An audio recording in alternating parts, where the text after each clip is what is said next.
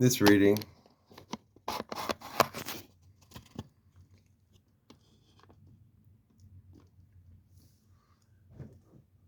will be called Ancestors Activation. Ancestors Accolades Activation. Ancestors Accolades Activation.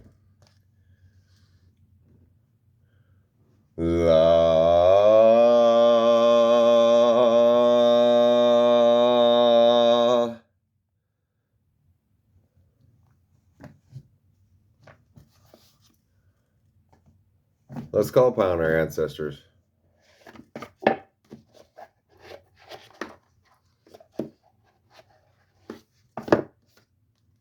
St. Francis of Assisi, Jesus, Buddha, Tezcatlipoca,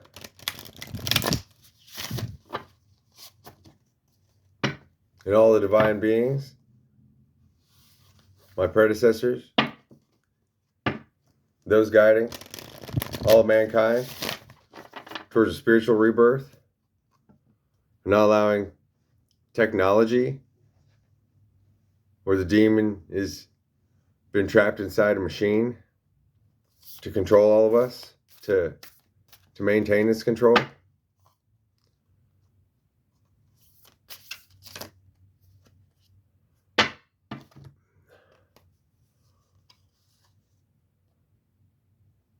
I recognize suffering in order to release it.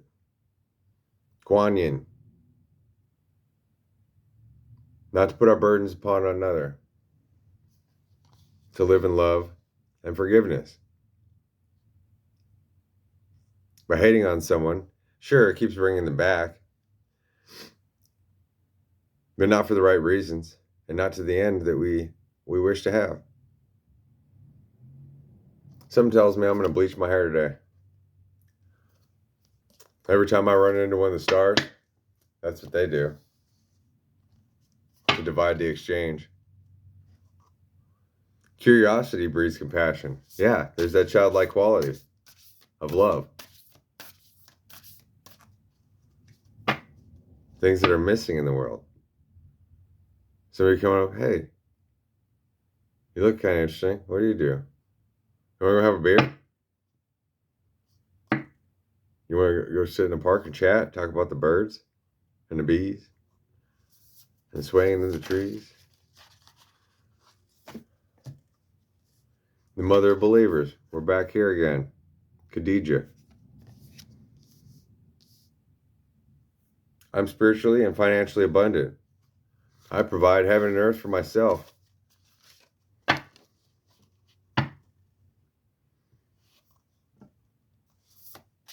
All it requires is the mind state of enjoyment, of love, and not worrying about money. Worrying about money is a mindset of lack. Which is funny. Like, for instance, I work for a hotel, right? And in India, when the husband passes away, this is pretty fucked up. So, the owner, she lived in a multi-million-dollar house, right? As soon as her husband died, she had to sell that shit, build her son a multi-million-dollar house, and then she has to live in a little tiny room in the corner like a black slave, and they put the crib in her room. She's the slave of the family. That's fucked up. I feel for Jesus. That's not how it should be. See what culture does? It degrades us. Culture and tradition have been set up to degrade us, not to elevate people. It's to turn everybody into a fucking slave to nothing. A slave for the devil, to take advantage. Oh, look, you're the woman that birthed all these children. You took care of that man the whole time. You're running the business. Okay, here's your cage. Go sit in it, you little cunt. That's fucked up. That shouldn't be the way it is. Man, I've only met her once. She seemed like a nice lady. Having to deal with all these forces of negativity controlling her life so that she can never be in power. She wasn't dressed up nice, wasn't she was cleaning and everything like a housekeeper. She looked like she was a housekeeper. And that's one thing about being humble, but that takes it too far. That's degrading. I guess that's why India still lives in poverty. I don't know.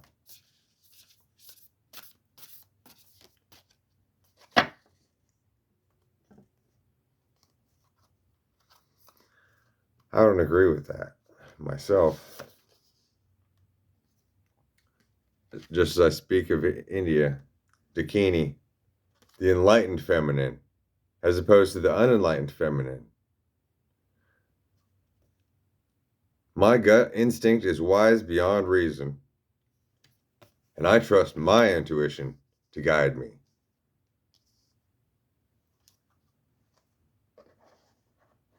I want to read from the book on that one. Even though it says I trust my intuition, right? But we're working together here, and my intuition brought out Dakini. Dakini, 130.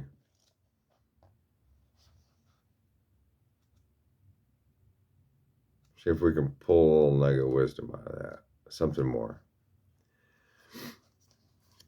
Dakini is the embodiment of a feminine wisdom that goes beyond reason or the intellect. Dakini is translated into Tibetan as skygoer. Not Skywalker, that's lukewarm, loses his hand, caught between, oh, who's my dad? Who's my son? I'm the boss. No, I'm in love with this. Oh, I don't know. He's confused. She's a tantric priestess and a feminine and the female manifestation of wisdom. She's elusive, playful, and ultimately defies definition. She represents the enlightened feminine principle of non-duality that transcends gender. She contains a sharp, quick, and uncompromising energy that can feel radical, wild, and free, like a child at play, like love and compassion and innocence,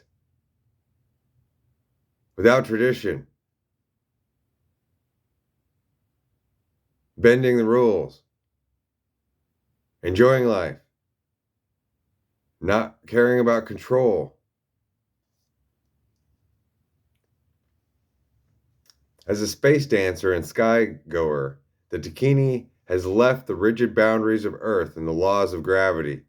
She is about the limitlessness of the sky, and because of this, all possibilities are open to her.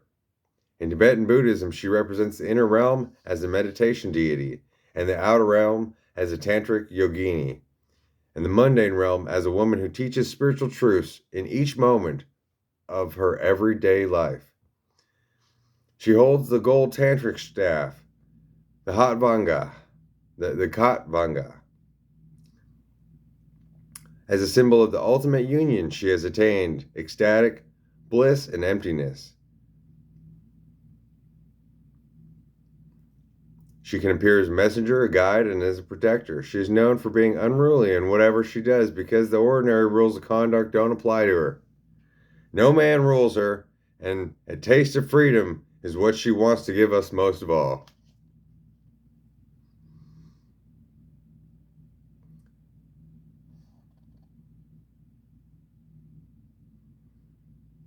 In whatever form you need most, as a playful angelic presence, as a taskmaster to help you maneuver through what's hard, or a messenger with the wisdom that's needed for you to take the next step. But with the Dakini, the answer and the way forward is not with the intellect. She reminds you that you have the innate power to know instinctively what's best for you now.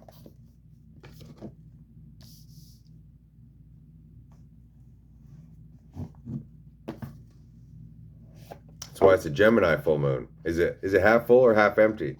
Is it 2 moons, or does that mean a sun? Or is a sun, is it to reflect means dark? Or does that mean light? Today is a day of duality, of non-duality, of a broken mirror and reconstituting an image that was always there. It's like having a painting that's already finished and then going back, I don't know about this. And they touch it up and it gets worse. And touch it up, it gets worse. Touch it up, it gets worse. And that's what most people live their life at. And so it just keeps getting worse every time they try to touch it up, rather than just living in love and play. And they're trying to perfect an image that was already perfect to begin with. And will keep getting better with time, like wine.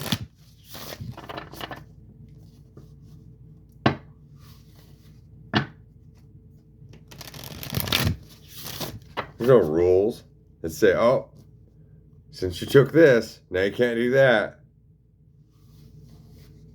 I mean, sure, okay, drinking and driving your car, you probably shouldn't do that. Playing with fire, shouldn't do that. But hey, the 4th of July is a day made for that. And how many people have to go to the hospital on that day? Yeah, that was one of Dad's ideas.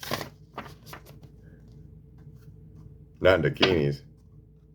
She wouldn't have blown all that money to set it on fire and to send family members to the hospital and cause all this trash and waste laying out in the street. And I don't know. But it's cool to watch. But you're still participating. That's like saying, hey, you know, I watched these people rob a bank. Why don't you stop them? Well, it wasn't any of my business. Well, why are you watching them? You're a witness. Now you're an accessory to it.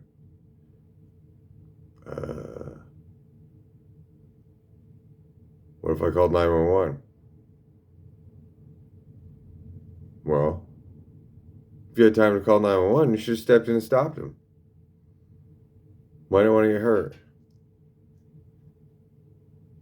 Well, maybe we should have ran away then.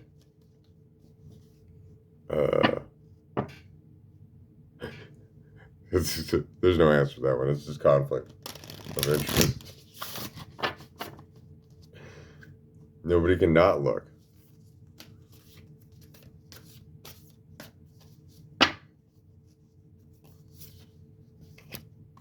Be open to healing information. And listen to yourself for that healing information. Because you are ultimately entangled with your guardian angel. Your guardian angel isn't outside of you.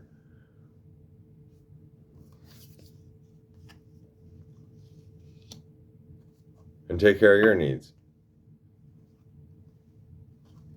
And your needs, 1 minute to the next, are not going to be the same as somebody else's. Sometimes what you need is to take a couple shots. And all of a sudden your mood changes. Now you're not depressed. How good. Then use that energy to do something positive. What's positive or negative? Well, that's for you to decide in the moment.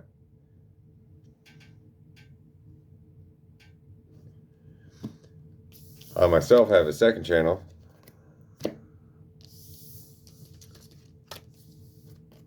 But that channel is only for when I'm in a certain state.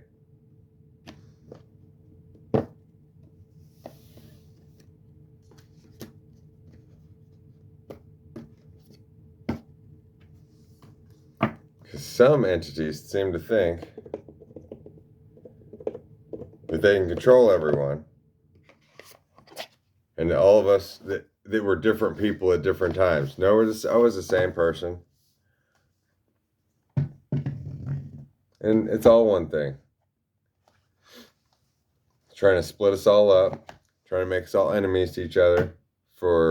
Just for the confusion. Just to profit off of using everyone. And that's pretty sick.